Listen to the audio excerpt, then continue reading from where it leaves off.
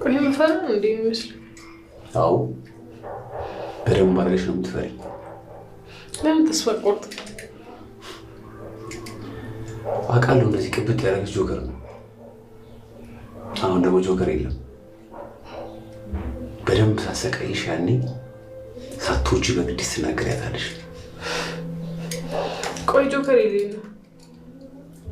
እሱ አይደለም የሚሄደው፣ አንቺ ነሽ የምትሄጂው። የት ነው የሚሄደው? አዲሱ ቤትሽ። እዛ ደግሞ ከኔ የባሰ ጨካኝና ጭራቂ የሆነ ሰው ይጠብቅሻል። እንደዚህማ አታደርግም። ሳደርገው ያኔ በደንብ አድርገሽ ታምኛለሽ። ለማንኛውም ማታ መጥቼ እወስድሻለሁ እላለሁ።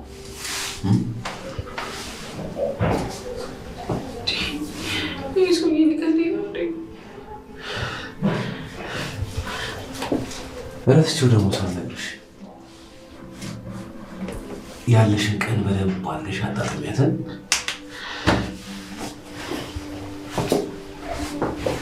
ሁሉንም ነገር ነው የምናገረው። እስኪ አርጊውና አንገትሽን በጥሽ ነው የምጥልሽ። በጥሰዋ የትኛው የሚያጓጓ ህይወቴ ነው እባክህ። ቋንቴ ያህል ወንድምክ ላይ እንዴት ትጨክናለህ? ሰሚያለሽ? ቀስ ብለሽ አውሪ፣ ሰው እንዳይሰማ። እንዲያውም ይስማ፣ እኔም ነፃነቴን አገኛለሁ። ሁሉም ይስሙ። አይውልሽ በጣም እየተፈታተንሽ ነው። እኔ ደግሞ እንደዚህ ደስ አይለኝም። ቆይ ሰኒ አንተ ጋር ናት? ምን እሺ ነው አንቺ የምታወሪው? ቆይ ሰኒ እኔ ምን ታደርግልኛለች?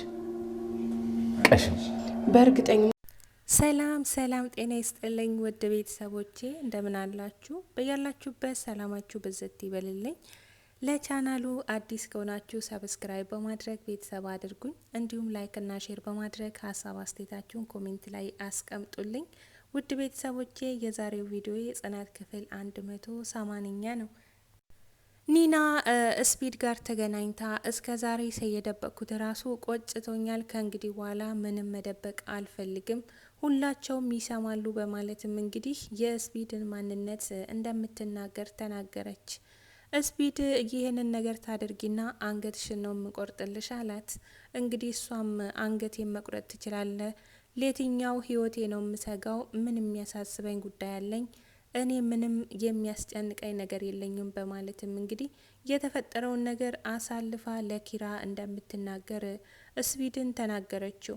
እንግዲህ ስፒድ በጣም ተጨናንቋል። አሁን ላይ ስፒድ ያለበት ሁኔታ አስፈሪ ቢሆንም ግን ደግሞ ሰኒን ላለመልቀቅ አሳልፎ ለሌላ አጋቾች እንደሚሰጥም ተናገረ።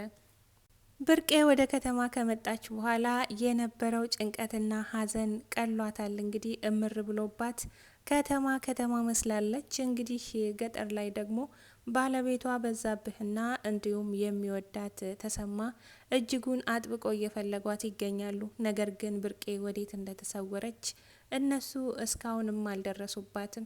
ታዲያ ብርቄ በ2 እና በ3 ሳምንት ውስጥ እነዚህ ምር ብሎባት ወደ ድሮ ማንነቷ ተመልሳለች። ግን ደግሞ ተሰማ እጅግ በጣም አዝኖ ብርቅዬ ወዴት እንደገባች አላውቅም በማለትም እሷን በመፈለግ ላይ ይገኛል። በዛብህ ወደ እነ ጽናት ቤት መጥቶ ነበረ። እንግዲህ የጽናትን አባት ሲያናግር ጽናት ይሄንን ነገር ታውቃለች፣ ብርቄ ወዴት እንደሄደች ስለ ብርቄ ስታወራ ሰምቻለሁ። ስለዚህ ወዴት እንዳለች ጠይቅልኝና ሽማግሌ ልኬም ቢሆን ባለቤቴን ወደ ቤቷ እንድትመለስ ላድርጋት ይላል። እንግዲህ ተሰማም በተቃራኒው ብርቄን እየፈለገ ይገኛል። ከዴቭ ጋርም ተገናኝተው ስለ ብርቄ ሲጠይቅ ነበረ። ዴቭም እንግዲህ እናንተ መቼ ነው ከኛ ቤተሰብ የምትወጡት በማለትም ፊት ሳይሰጠው መልስም ሳይመልስለት ካጠገቡ ሄዷል። ሰኒ እስካሁንም ድረስ በእገታ ላይ ትገኛለች። ስፒድ ከእንግዲህ በኋላ ወደ አዲሱ ቤትሽ ነው የምወስድሽ፣ እዛ ቤት የሚጠብቅሽ እጅጉን ከኔ በጣም የባሰና ጨካኝ ሰው ነው፣ እዛ ስትሄጂ ልክ ትገቢያለሽ እያላት ነበረ። እንግዲህ ሰኒ ይሄ ሰውዬ ሊገለኝ ፈልጓል እንዴ በማለትም በጣም አዝና ነበረ። ታዲያ ስፒድና ጓደኛው በሀሳብ አልተስማሙም። ጓደኛው ሰው እንደማይጎዳና እገታው ላይ ምንም አይነት አደጋ እንደማያደርስ ነግሮ ስለነበረ ያንን ይጠብቃል። እንግዲህ ስፒድ አሁን ላይ ያለበት ሁኔታ ጭካኔ የተሞላና በተለይም ደግሞ በሴት ልጅ ላይ በዚህ ልክ መጨከን የለበትም ይላል። በዚህ ምክንያት እንግዲህ ከጓደኛው ጋር ባለመግባባት ስፒድ ሰኒን አሳልፎ ለሌላ አጋች ሊሰጥ ነው። የሰኒ እህትም ስፒድ ማን እንደሆነ ለማጣራት እንግዲህ ኪያን ወደ ቤቷ ጠርታ ነበረ። ኪያን ከጠራች በኋላ ስፒድ የሚባለው ሰው ማን ነው በማለትም እንዴትና ለምን ወደዛ ቤት እንደመጣ ልታውቂ ትችያለሽ በማለትም ጠየቀቻት። እንግዲህ ኪያም ከኔ በላይ ኒና ስለ ስፒድ ታውቃለች፣ ስለዚህ እሷን ጠይቂ በማለትም ወደ ኒና ልካታለች። አለምዬ ትኩስ ወጥ እጇ ላይ ተደፍቶባት እጇ ተጎድቶ ነበረ። ነገር ግን አሁን ላይ እጅግ በጣም የሚያስደስት ዜና ሰምታለች። ጽዮን ከእስር ቤት ተፈታች። በጽዮን መፈታት አለምዬ በጣም ተደስታለች። እንግዲህ ጽዮን ወደ ቤት ተመልሳለች። ጽዮን በሰላም ከእስር ተፈታለች። ይህንን ያልሰማችው የሰኒ እህት እንግዲህ ይሄን ነገር ስትሰማ በድጋሚ ለምን ተፈታች ማለቷ አይቀርም። የሰኒ አጋች በሚደረገው ነገር አለመስማማቱ ከስራ ሊያስባረረው ነው። እንግዲህ በዚህ ምክንያት ከስራ ሊባረር እንደሆነና ስፒድ ሰኒን አሳልፎ ለሌላ ሰው ሊሰጥ እንደነበረ ለሰኒ ሲናገር ነበረ። ኪራ እስካሁንም ድረስ ቤት ውስጥ ምን እየተከናወነ እንደሆነ የሰማም ያየም ነገር የለም።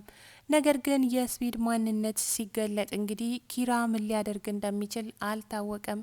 የሰኒን መታገት ጽናት እስካሁንም ድረስ አልሰማችም አለ ኪራ። ይሄንን ብሰማ ትጨናነቃለች፣ እንዳትነግራት አለ ናሆም። ታዲያ ስፒድ ወደዚህ ቤት የመጣው ለምን ሲባል ንብረት ፍለጋ ነው። ታዲያ እስካሁንም ድረስ የተሳካለትና ያገኘው ነገር የለም።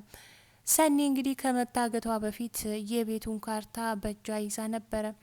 የቤቱን ካርታ ወዴት እንዳደረገች እስካሁንም ድረስ አልተናገረችም። እሱን ላለመናገርም እንግዲህ ብዙ ፈተናን እየተቀበለች ትገኛለች። ስፒድና ኒና ተፋጠጡ። ስፒድ እንግዲህ ኒናን ለብቻ ሲያገኛት ምን ተናገርሽ፣ ምን አደረግሽ እያለ ያፋጥጣታል። ከሰው ጋር ሲያገኝ ደግሞ እሷ ዘመዴ ናት፣ ያለ መግባባት ነው የሚያጨቃጭቀን በማለትም እንግዲህ ምንም እንዳልተፈጠረ ሲያስመስል ነበረ። የሰኒ እህትና ኒና ተገናኝቶ ነበረ። እንግዲህ ስለ ስፒድ ለመጠየቅ ወደ አንድ ቦታ ወስዳት ነበረ። እንግዲህ ኒናም ያንን ነገር ለመናገር ተዘጋጅታለች። እቤት ውስጥ ሳይሆን ከቤት ወጥተን ነው ይህንን ነገር የምነግርሽ በማለትም አንድ ቦታ ወስዳ ገና ልትናገር ስትልም እንግዲህ ስፒድ ኬት መጣ ሳይባል ወሬዋን ስትጀምር መጣባት። ኒናም ስፒድን ስታየው በጣም በፍርሃት ተሞልታ ነበረ። የሰኒ እህትም አይኗን እያየች ነበረ። የታየባት ፍርሃት እንግዲህ በጣም እንደፈራችና ስፒድ እንደሚያስፈራራት ይታይባት ነበረ። የሰኒ እህትም ሳታጨናንቃት ካጠገቧ ሄዳለች። ታዲያ ስፒድና ኒና በድጋሚ ሲገናኙ ይሄን ነገር ትናገሪና አንገትሽን ነው የምቆርጥልሽ ይላታል። ኒና መልሳ እንግዲህ የትኛው ህይወት ያስፈራኛል? አንገቴም መቁረጥ ትችላለ፣ ነገር ግን እኔ የሰማሁትንና ያየሁትን ነገር ሁላቸውም መስማት አለባቸው አለች። የናሆም አባት በጽዮን ድርጊት አሁንም ደስተኛ አይደሉም። ጽዮን ገና ወደ ቤት ከመምጣቷ እንግዲህ ቡና መኝታ ቤት ያምጭልኝ በማለት ምሩ ቡና እንድታቀብላት ጠየቀቻት። ደግሞ መልሳ እንደውም አልፈልግም ይቅርብኝ አለች። ይህን ነገር ሲሰሙ የናሆም አባት እንግዲህ ንዴት ፊታቸው ላይ ይታያል።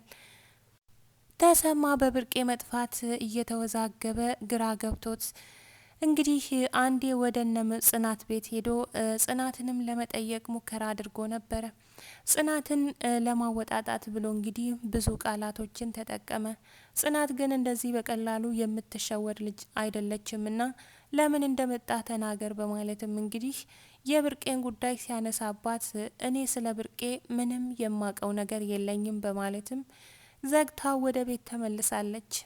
ዴቭና ተሰማም ተገናኝተው እንግዲህ በድጋሜ ዴቭንም ሲጠይቀው ዴቭም ምንም እንደማያውቅና ለምን ከህይወታችን አትወጡም?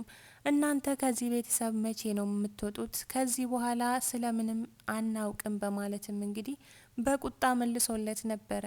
የእሱ መቆጣት ግን ተሰማን እንዲጠራጠር አድርጎታል። ለምንድን ነው በዚህ ልክ እየተቆጣው በማለትም ተሰማ ተጠራጥሮታል።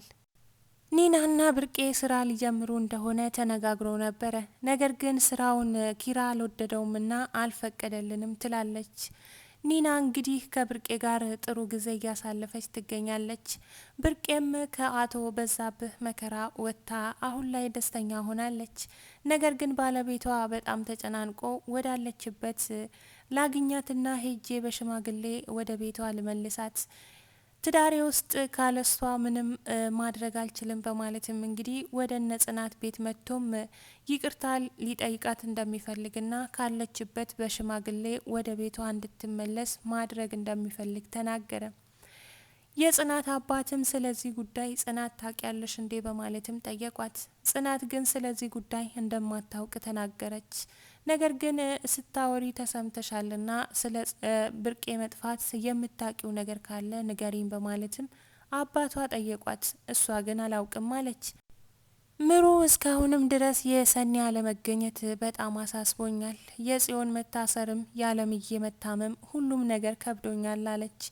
እንግዲህ ሁላቸውም ሰኒ ለነሱ በጣም ጥሩ ጓደኛ ነበረች። ሁላቸውም ግን እስካሁንም ድረስ ሰኒን ፈልጎ ማግኘት አልቻሉም። ሰኒ ይህን ሁሉ ዋጋ እየከፈለች ያለችው ለኪራና ለጽናት ህይወት ነው። ውድ ቤተሰቦቼ የዛሬው ቪዲዮ ይሄን ይመስላል። ሰላም ሁኑልኝ።